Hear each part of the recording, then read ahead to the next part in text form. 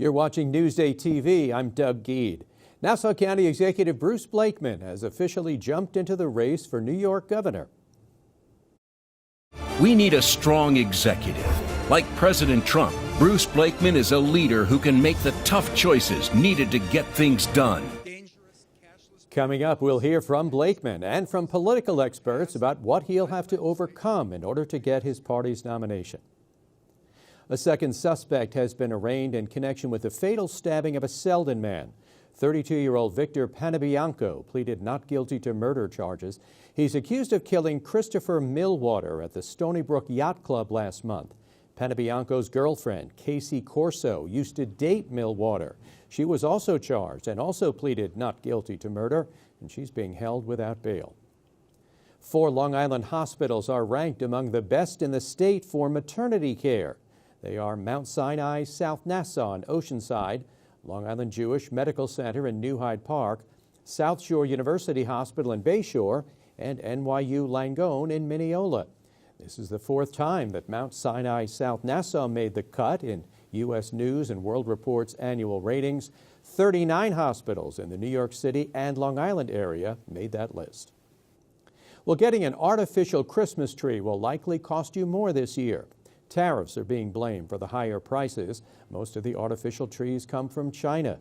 Store owners say they're seeing an increase in sales for stands for real trees, which are generally a little cheaper.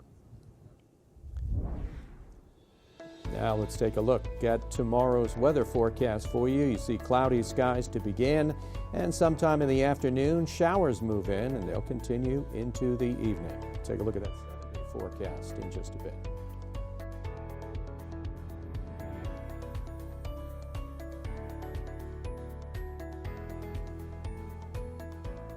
And back to our top story. Nassau County Executive Bruce Blakeman has announced his bid for governor, but he has to overcome a tough challenge from a fellow Republican before he can run against Governor Kathy Hochul.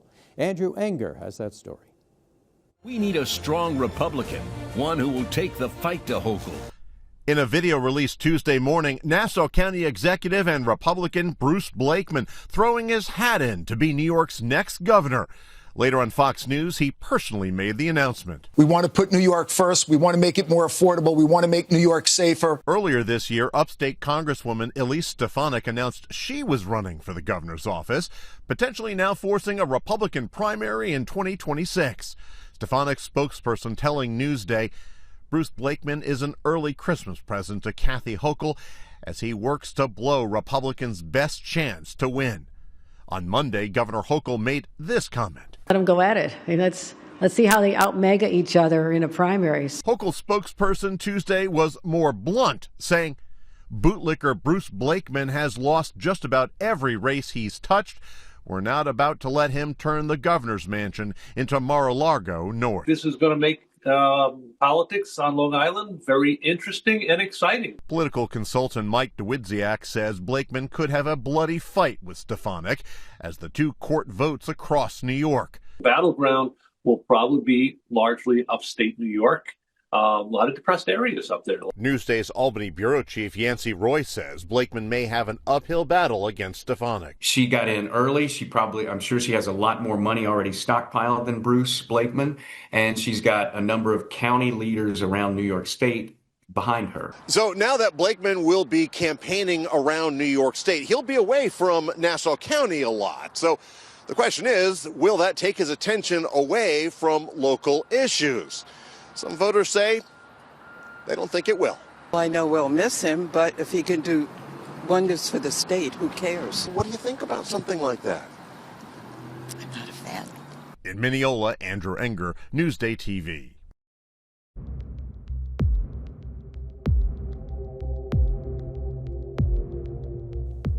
Well, it has been 15 years since the search for a missing woman led to the discovery of human remains near Gilgo Beach.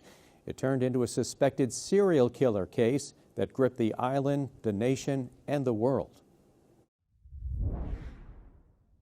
There's somebody after me. Where are you? There's somebody after me.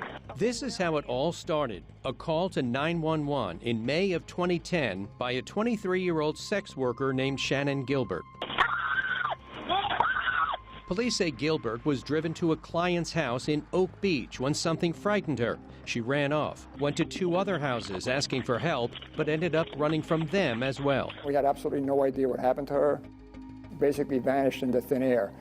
Stu Cameron is chief of police in the village of Old Westbury, but in 2010 he was a Suffolk County police inspector. He oversaw several units, including K-9, which was brought in to help find Gilbert. So there was one human remains detection dog, and that handler was a police officer called John Malia.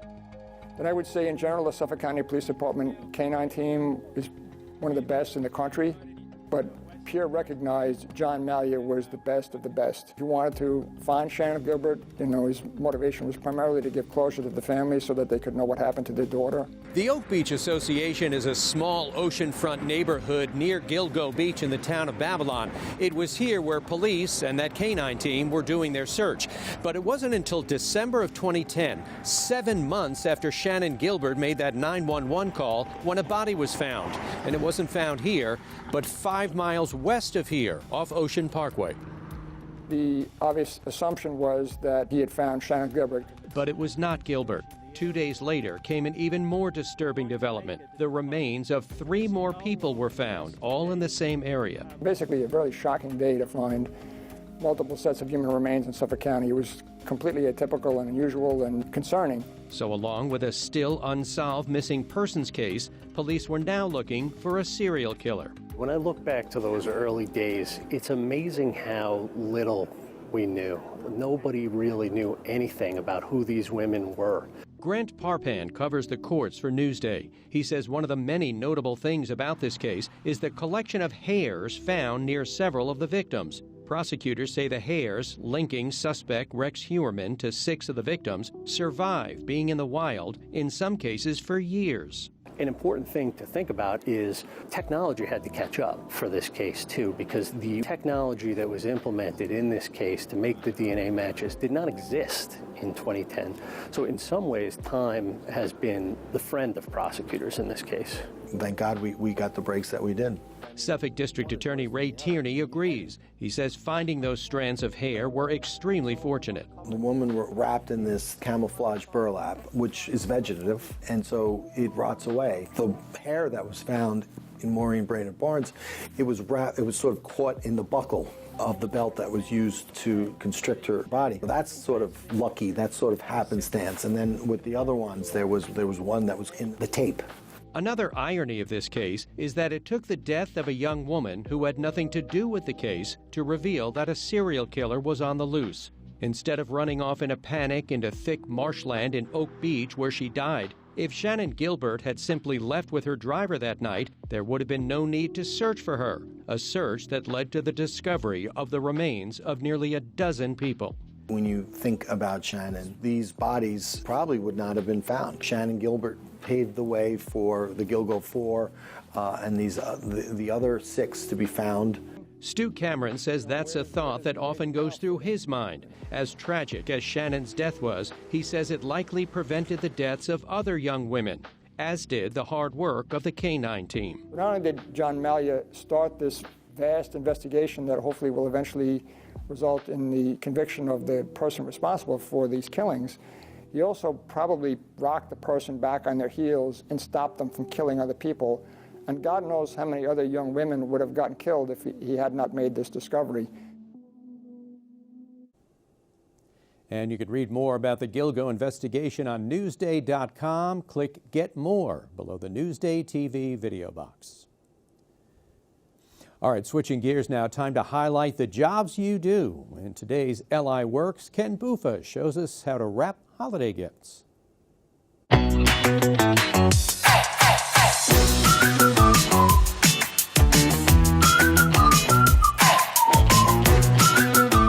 This time of year, certain traditions are inevitable. Holiday decorations, holiday shopping, and the inevitable sound of wrapping presents. And I did it wrong. And who better to share what it's like to be a pro gift wrapper than... Hi, I'm Michael Russo, owner of Made by Michael Russo here in Cold Spring Harbor, New York. I've been wrapping gifts for about 20 plus years. And I think the reason why I love my job so much is because I get to exchange personal stories with clients. Grab your presents We're wrapping gifts. For decades, Russo has been wrapping thousands of presents for others. When you're giving a gift, it could be the most perfect gift, but if it's not presented properly and like exciting, it's like, what's the point of giving the gift? Now, wrapping gifts sounds simple enough, but remember, each present is unique. You know, shapes are different, so sometimes it could be a little challenging. These are ribbon scissors. Yeah, mine's choppy. That's okay. Oh, almost got made it. Perfect. So you're gonna put a piece of double-faced tape on the very edge, pull and push here, and then you're just gonna carry that right over. You talk to people while you're doing this too, you said, right? I do, How's your day? Don't talk to me, I'm wrapping your gift. We gotta do the ribbon. We're gonna do the crisscross on the bottom. This is so exhausting. Your bow is going that way, but your trees are going the opposite way. Oh my God! So that's just a small detail that I would follow. That's gonna bother me now. Why did you tell me this? So as you embrace the inevitable, remember, presents without presentation are a missile no. So like Tiny Tim famously said, gift wrap us, everyone. They're bringing you a gift to give to someone that they really like or enjoy, and it's a special occasion. So you're the last stop before giving that, so you should really amp it up. Ken Buffa, Newsday TV.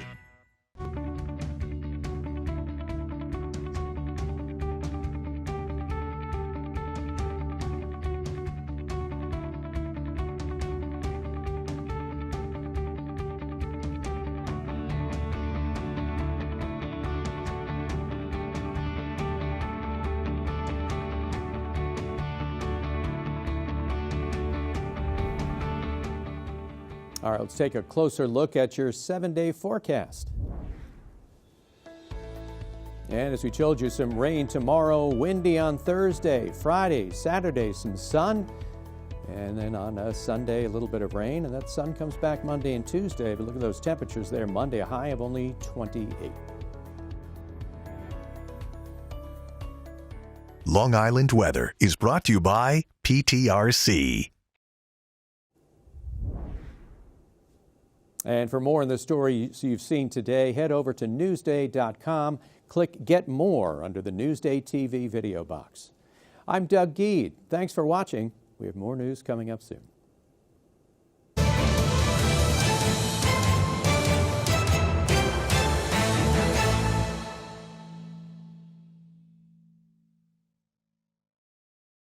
Watch Newsday TV on the big screen. Use the remote to activate Siri, Alexa, Roku, or the Google Assistant on your streaming device. Say, install Newsday.